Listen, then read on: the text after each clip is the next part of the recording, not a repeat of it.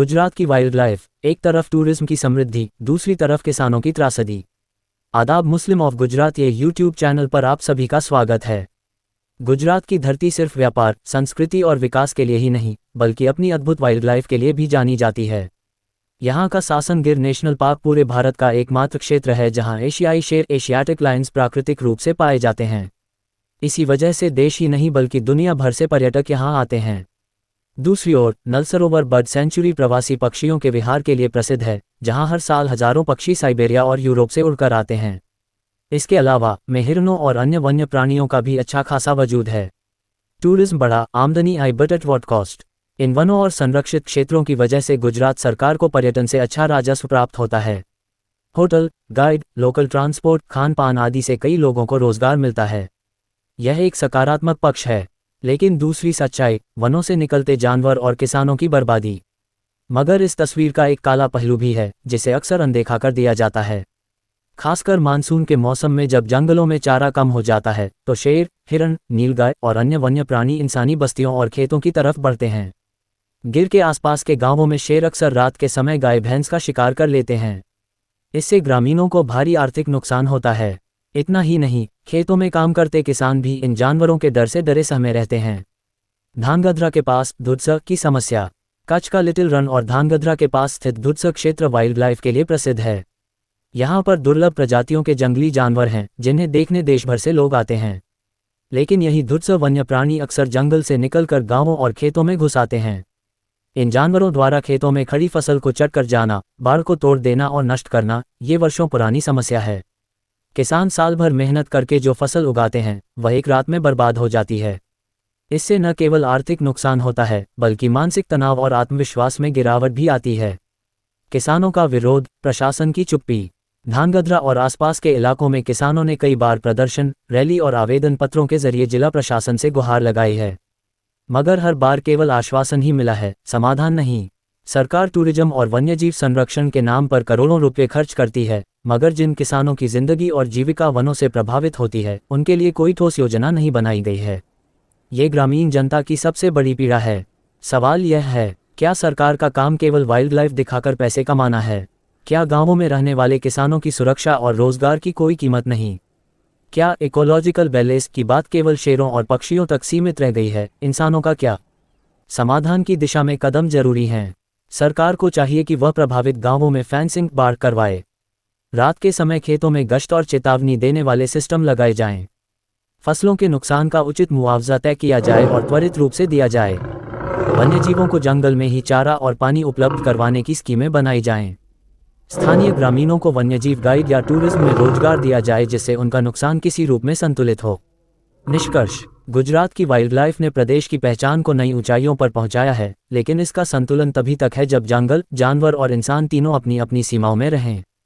वरना जो पर्यटन का सौंदर्य है, वही गांवों की बर्बादी का कारण बन जाएगा। किसान केवल अन्नदाता नहीं, बल्कि हमारी संस्कृति और अस्तित्व का आधार है। उनकी रक्षा सरकार की प्राथमिक जिम्मेदारी होनी चाहिए।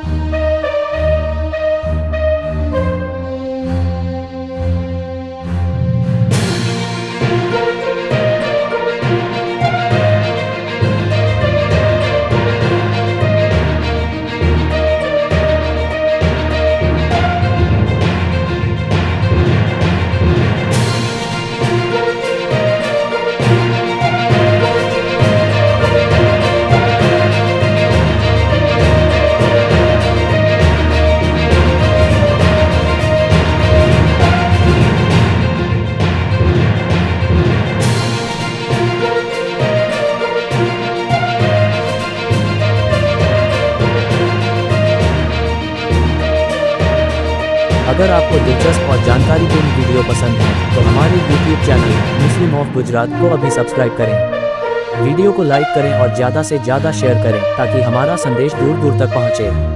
आपका सपोर्ट हमारे लिए बहुत मायने रखता है। शुक्रिया।